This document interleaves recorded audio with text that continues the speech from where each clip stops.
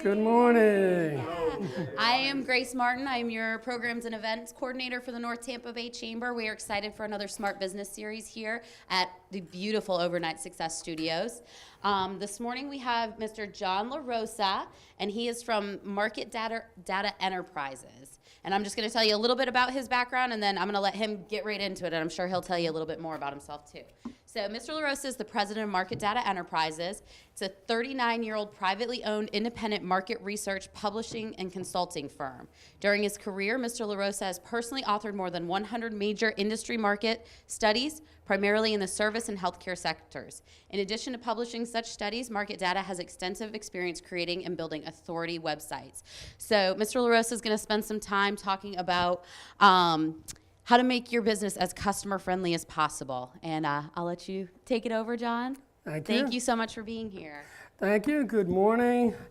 As Grace mentioned, I have a market research company that I've been in the field probably for about 40 years, coming up on 40 years, 1977, so it is 40 years. The years go by quicker as you get older, I'm sure you've noticed. I love this field. When people ask me what I do, I guess what I do is I gather information from a wide variety of sources and try to make sense of it and figure out where an industry or market is going to be 5 years from now. We do a lot of forecasting. We assess where a market is right now, what trends and issues may be affecting it, either government regulations or consumer trends, which are shifting all the time.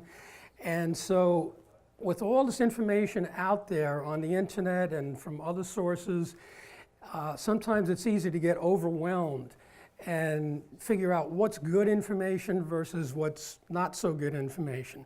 And to get that information that's directly pertinent to your business. So that's what I do. I'm kind of like an investigative journalist that investigates a particular topic or industry and then gather all the information and make sense of it. So market data, we have a focus on service sectors, everything from weight loss programs to daycare centers to collection agencies to medical spas, med spas, tattoo parlors, you name it, all service industries and healthcare. And we also do custom research and consulting for people that need more in-depth information than these off-the-shelf multi-client reports can give them. We also do teleconferences and webinars, and we specialize in niche markets and emerging markets.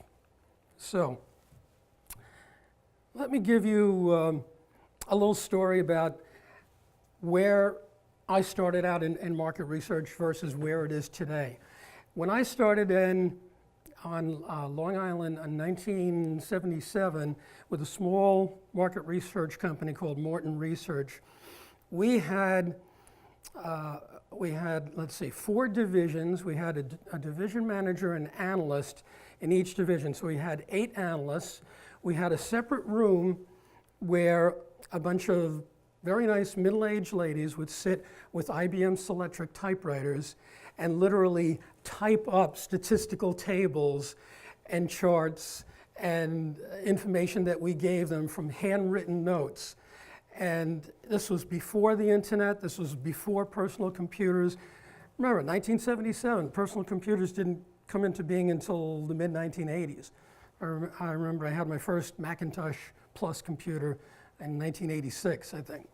So what I had to do as an analyst, I had to literally go to a university on Long Island and go to their business section and their government documents section, usually located in the basement, and look up information and statistics from books, copy it down in handwritten notes, bring it back to the office, and write out my analysis and trends, just handwritten notes. And then send it over to the typist. There was no Microsoft Word, there was no Microsoft Office, there was no word processing system, nothing. Now you have the information of the world at your fingertips. A few clicks, a search on Google, and you get articles, surveys, reports, white papers, everything you need, annual reports, 10K statements, all at your fingertips instantly. So it's a very different world in terms of market research now versus 40 years ago. Let's see if this works. Okay, so the topic today is the value of market research for small business. And it is especially important for small business because if you're running a small business, you have a limited staff, limited time, limited resources, and you want to make sure that you have the right priorities and you're going after the right markets or introducing the right products or services for your market. You also want to keep in track of the competition. So it's important to have this information before you spend hundreds of hours, perhaps hundreds of thousands of dollars, millions of dollars investing in a new business or a new product launch or something that's going to take a lot of effort. Okay, so what we're going to cover today is what market research is, why you should do it, what sources there are out there that can help you, and how to do it. You can do it yourself. It's not rocket science. I've been doing it. I'm, not a member of Mensa. So, anybody could do it. It just takes time and it takes knowledge of where to look. Okay. Market research is many things. There's basically two kinds of market research. You have primary research and secondary research. Primary is things like telephone interviews, online surveys such as SurveyMonkey, in-person interviews, focus groups. I'm sure we have a couple of firms in Tampa that do focus groups. Mall intercepts where people take customers that are walking during, they're shopping on the mall and they'll pull them out and bring them into an office and have them answer questions or, a 45-minute survey or so. And mystery shoppers, like undercover people that will go into a business and pretend they're a shopper and find out all kinds of information about what the company's doing right, what they're doing wrong. Then you have secondary research, which are things like published reports and articles and surveys that somebody's already done the research and published it.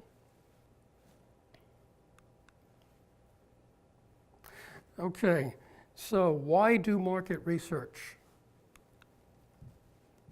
You may have a hunch about the demand for a certain new product or service that you want to offer, but you want to back up that hunch with solid information.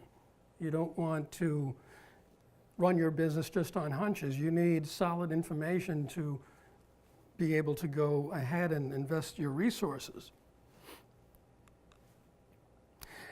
You want to do some due diligence before you launch a new product, for example. You may want to support the sales force that you have with information and leads. You may want to forecast company revenues and plan for the future. You may want to check on your competitors. You may want to build a list of leads. And proof of concept, is there going to be a demand for your product or service once you launch it? That's probably the most important thing.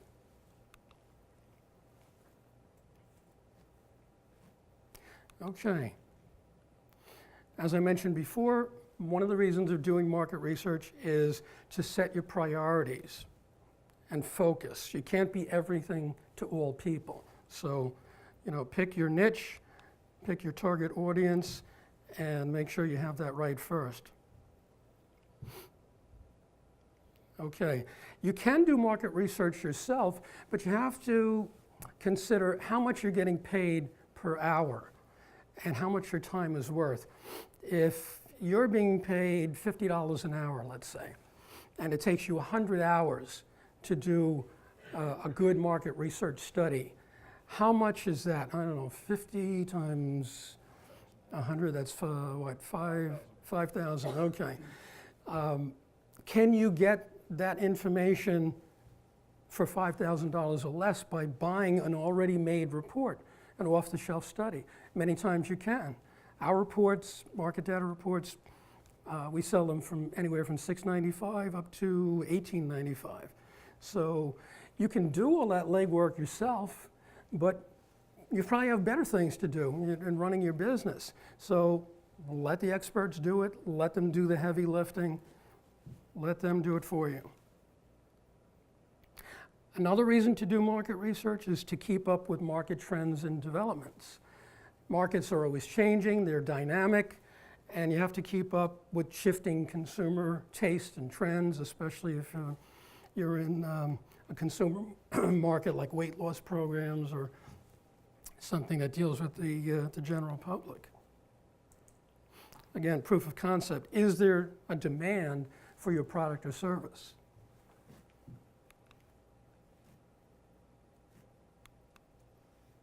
Okay, now there's a lot of information out there on the internet. Not all of it is good. You know, there are so many people out there now that are publishing content. There's so many more speakers, there's so many more podcasters, authors. You know, it used to be an author, you had to go through some of the big publishing houses in New York City to get a book published. Now you can write a book like an ebook, put it on Amazon. You can be an author, you know, with a lot less effort, and it's democratized the whole process. So anybody can be an author, anybody can be an analyst these days. And a lot of people say, well, you know, why should I pay somebody for a market report or a consultant or market research? Just because it's free on the internet doesn't mean it's good. There's a lot of inaccurate information, outdated information, information that's based on a small sample, a too small sample, for instance. So you have to do a little homework. You have to find out who did the research. Are they a reliable source? Are they new to the market, or do they have some experience? Is the information out of date? Is the information accurate? Is it reasonable? Is the source unbiased? Is the sample size large enough? I'll give you an example of a statistic not being that accurate.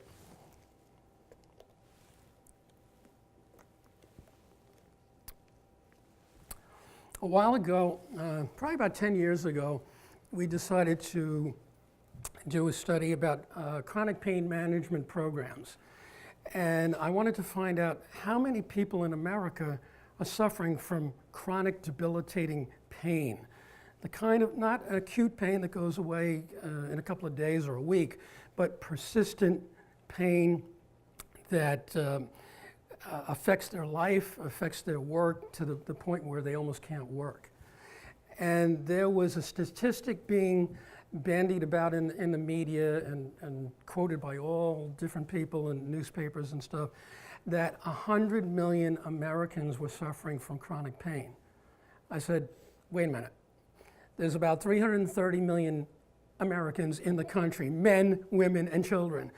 Do you mean to tell me that 1/3 of them are suffering from chronic pain to the point when they can't even get out of bed and go to work? That just doesn't make sense. Our economy would collapse if that was true. So I contacted the association that put out that statistic, and I found out that they were adding up people like people with arthritis, osteoarthritis, people with obesity, with cancer. They were adding all of these things together, but not considering the overlap between the different segments. So the more likely number we found out was about 40 million. So that's just one example. You know, don't always believe what you read in the newspaper and by reporters and writers, because writers and reporters are always under a time deadline.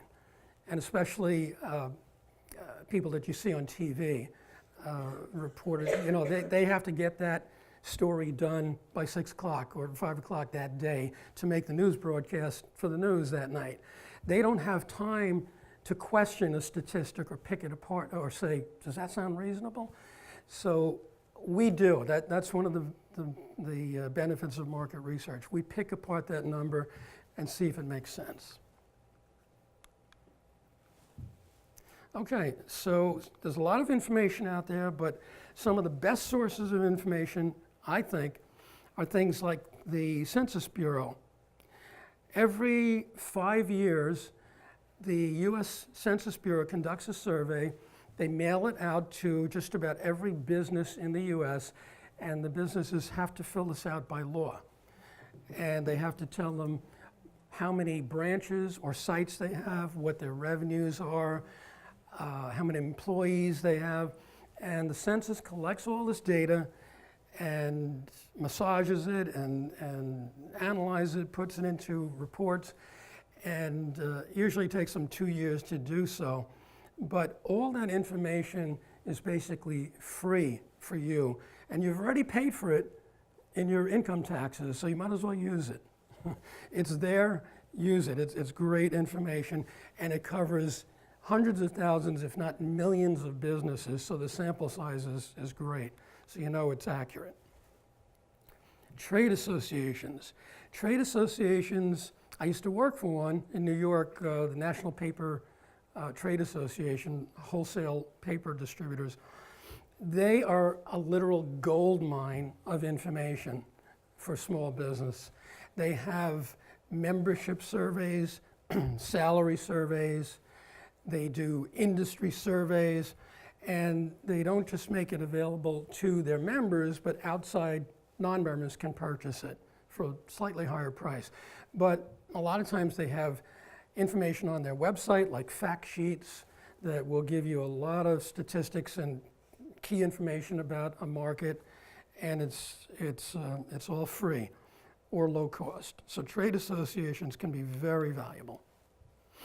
Consulting firms, there's a few there, McKinsey, PricewaterhouseCoopers. They can be very good, reliable, accurate sources of information. Market research publishers like Market Data and many others. And the best sources of information are usually, they're unbiased, they're objective, they're experienced analysts, and the sample size is big enough. Okay, so here we have some sources of company information. For public companies, they put out an annual 10K statement, which is chock full of information about the business, the industry, the company's finances. They put out quarterly statements, 10Qs, and they put out annual reports. Nonprofit organizations, you can even find a lot of information about a nonprofit's revenues and expenses by type from IRS 990 tax forms. And by the way, if you're going to take notes, don't worry about getting all the information on the slides, because we'll email this whole presentation to everybody, so you'll have it to look at your leisure. Franchises, if you're interested in finding out information about a franchise, there's something called a franchise disclosure document. And those can be obtained, usually they're 150, 200-page documents, very detailed.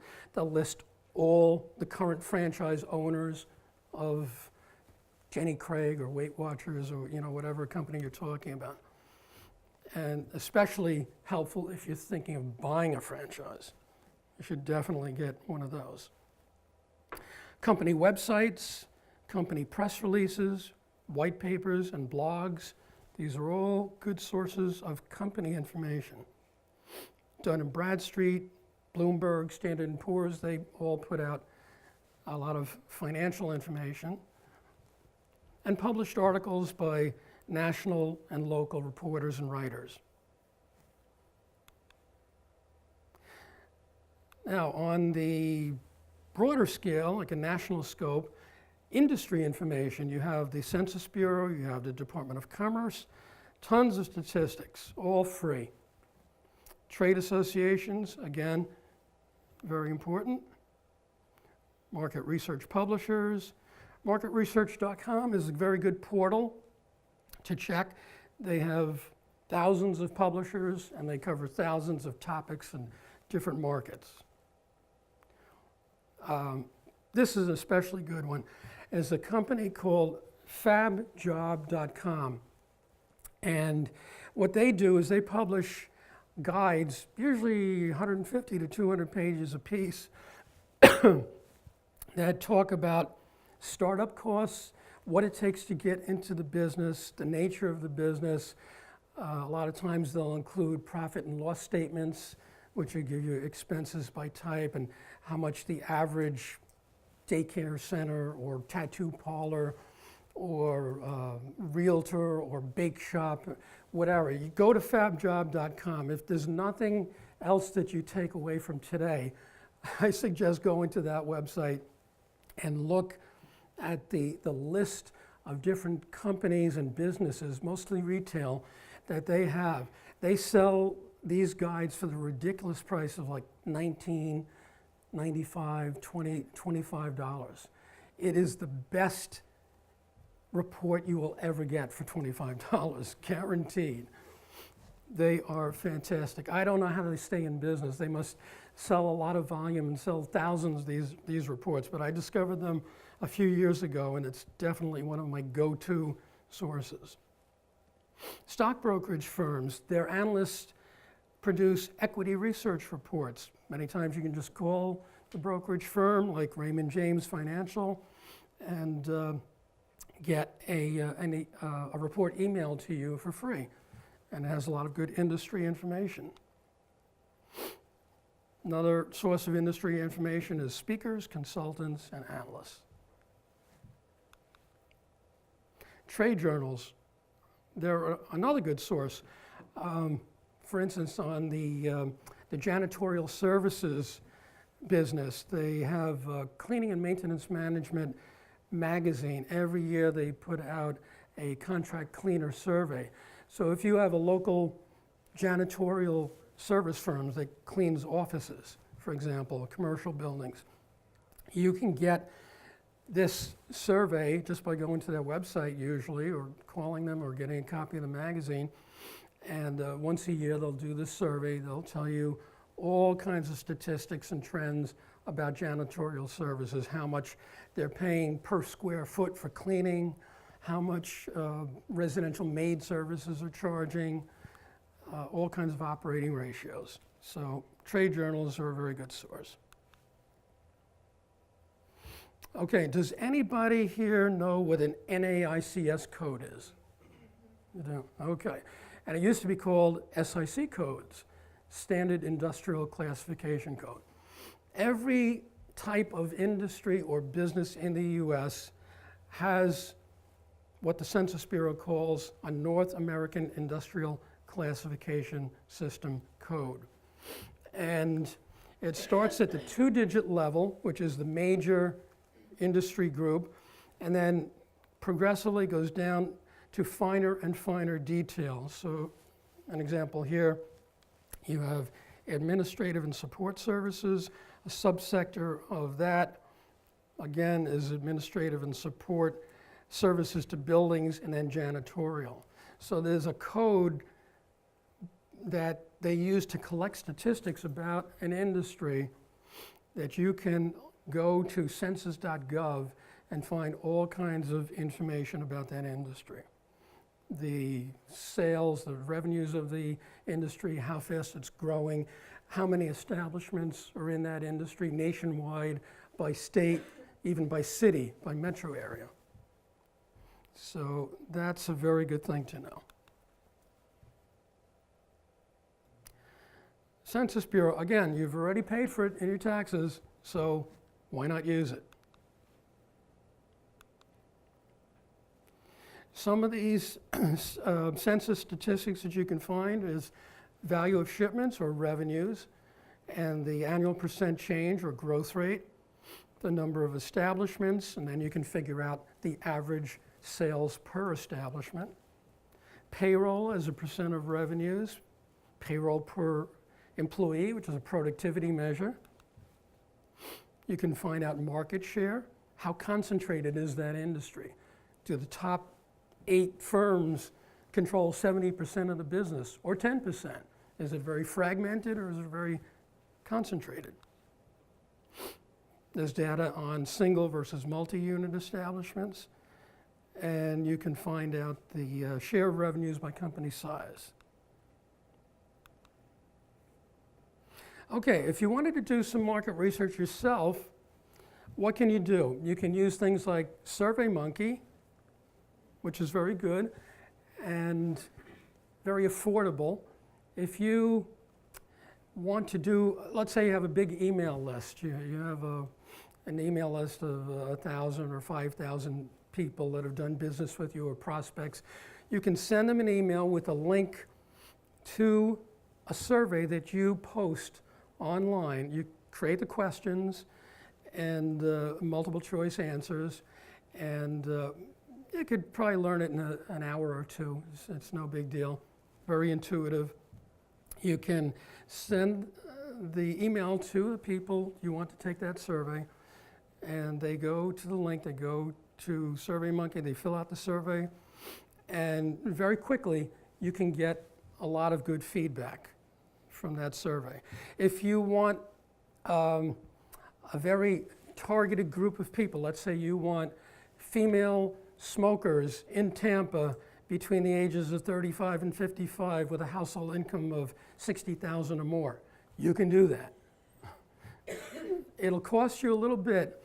Usually to compile a panel like that, it may cost about $3 to $4 per completed survey. So if you want 100 completed surveys, for $300 or $400, you can get a very targeted survey. So SurveyMonkey is good. If you have a sales force, have a system in place to collect information. What are these guys coming across on a daily basis? What are they saying about the competition, about the feedback about your product or your service? Collect that, because the sales force is out there on a day-to-day basis. They know what's happening in the market. Funnel that information, have some systematic way to funnel that information to the marketing department and top management.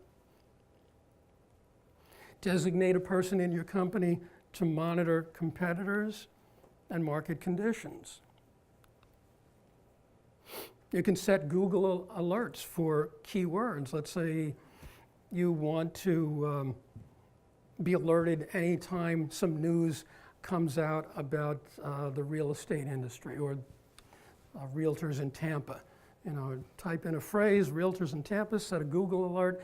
Automatically every day or every week or every month, depending on what schedule you set, it will come to your inbox. And most important, once you have all this market research information, don't let the report collect dust. Use it. If you spent time and money to collect this information, implement it. It shouldn't be an afterthought. I know lately, in the last 5 to 10 years, I think a lot of younger managers have this feeling that market research consists of going to Facebook and maybe doing a survey on Facebook or Instagram or social media. Market research can be so much more than that. Don't ignore all these other sources of information, because if you do, you're getting tunnel vision and you're not seeing the whole picture. Establish a market research budget. And of course you want to test you want to, if you have a new product or service that you want to introduce to the market, you can test it at different price points. You can test the advertising and marketing message and see which works best. Okay, here's a lot of good websites that you can use to find information. Some of them are government websites like the Census, the Center for Disease Control for health-related issues, Federal Trade Commission, the Small Business Association, Entrepreneur, FabJob I mentioned, SurveyMonkey, there's a whole bunch. Fran Data is where you can buy a franchise disclosure document, Guide Store for nonprofits, Bureau of Labor Statistics. Okay, these are all good websites to check out. So, what did we cover today? We covered what is market research, why you should do it, the sources to use, and how to do it. So, what will you do? That's the question. Anybody have any questions? How do you set the Google alerts? How do you set the Google alerts? Google alerts, you would just go to Google and type in Google alert, and it'll take a different screen, and you type in the phrase or topic that you want to search, and just click the link, and you give them your email address, and it'll automatically be sent. Yeah. Any other questions? Is it possible that on the code, they don't cover all the businesses?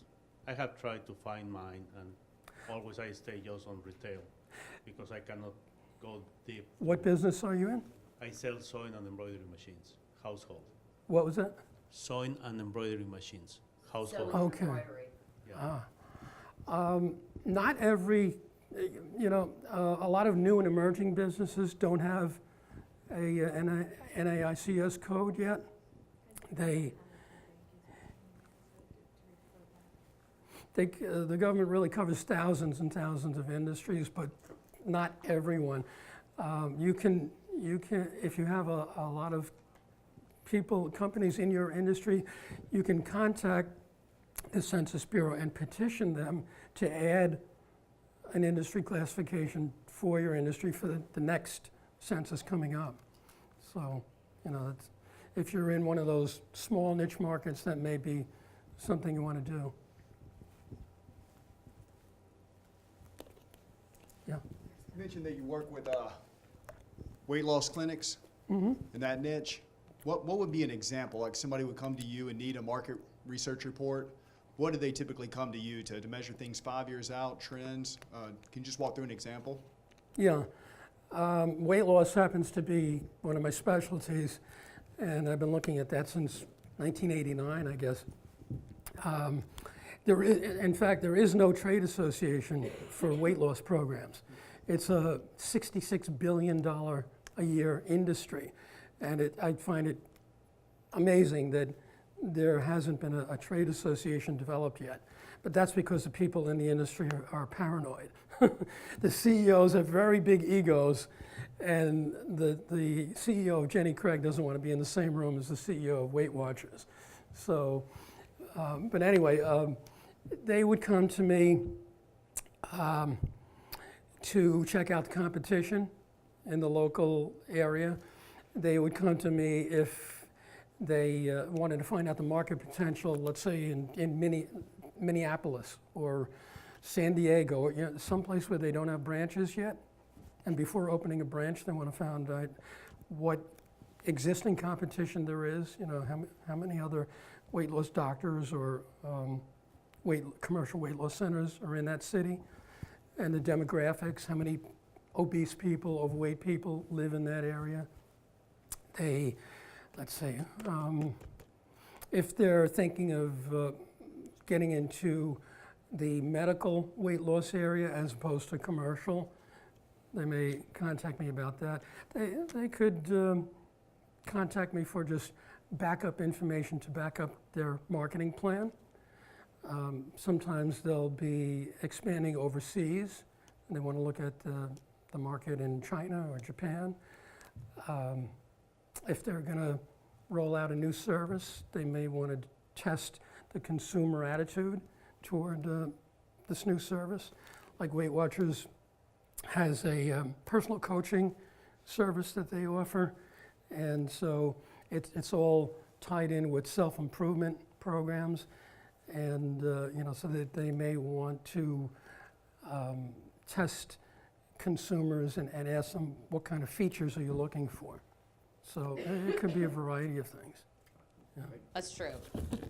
Some surprises aren't good. Everyone here today gets a free copy of All a right. book that I wrote last year.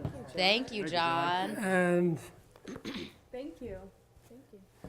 okay, since I've been doing this for a couple of decades, I've come across a lot of different businesses, and some of them are reputable, some not so reputable. And I've noticed that over the last 10 years, the number of scams, frauds, and cons in America has exploded because of the internet. No longer are the scam artists located just in Nigeria that to send you those phishing emails. A lot of times that con artist is just as likely to be located in St. Louis or Boston than Nigeria. So what I did was I compiled a lot of the research I've collected over the years, and I put it into this book talking about the 25 or 26 top scams in America, how they work, how to avoid them, and what you can do to protect yourself. Because I kind of fancy myself as a consumer advocate. I hate when people get taken advantage of and they waste their hard-earned money, especially small businesses. So this is my attempt to protect people and educate them, and I guarantee you you're going to read about some of those scams that you've never heard of before, but you should know about. So hopefully that will give you a little more education and help you protect yourself against these scam artists. There's also a brochure about my company on my business card. If you decide that you don't want to do the heavy lifting and you'd rather have me do the market research for you, I'll be glad to help. Absolutely. So just for the video, it's called Scam Nation, and it's fighting the $257 billion epidemic of American consumer frauds and cons. And that's written by John LaRosa, our speaker. So thank you, John. That's very nice. You're welcome. Hey, my name's Scott Smith. I've got a couple companies. We've got your customers and Visibility Doctor, and actually back in college at Auburn University. Market research was the class that really got me interested in marketing, and I ended up with a marketing degree. John provided a lot of great resources here, from free all the way to, if you need to hire him to really get in and do the research. One of the important statistics that he mentioned was if you pay yourself $50 an hour, if that's kind of the rate that you do, and it's going to take you 100 hours of research, and that's going to be about $5,000, he might be able to get you a report for a fraction of that. So may be able to save. Time is definitely money. Thanks so much, John. Great job. One of the things that I thought would be really good, obviously I work for the chamber, so really good for our small business owners is the best sources of information list that you gave us. So things like the U.S. Census Bureau, trade association, consulting firms, market research, which a lot of those things are free, which for our small businesses and the owners, that's huge because they don't have a huge budget for things like that. First of all, thank you very much, John. That was very informative. Just the links alone for us to be able to, and I agree with this. I align with this in two different ways. As a salesperson for 30 plus years right now, I will actually purchase a list at a low-end price of my ideal avatar, as you were describing, 50-year-olds, income 60K plus, in this zip code, so I get the footprint, and then I will physically call every one that I've purchased on this list, and it's so incredible, the response. Is it okay, Amy, if I ask you a few questions about weight loss? And very willing to answer, and they've never spoke to you before. So the feedback that I get when you have your finger on the pulse of a prospect that's telling you what they don't want, what they do want, it helps you create your product as you're nurturing them through your funnel. So this was very big today, really rings true for me. And I thank you so much for the book and the links. Thank you. Tell us your name and your company. Caroline Maley. I'm here with Overnight Success Studios. I'm not new to this industry. I've worked with Mira for about 8 years, running the back of the room sales tables with my crew. But this is a new experience, being in the front of the room on the stage a little bit. Really appreciative. Thank you.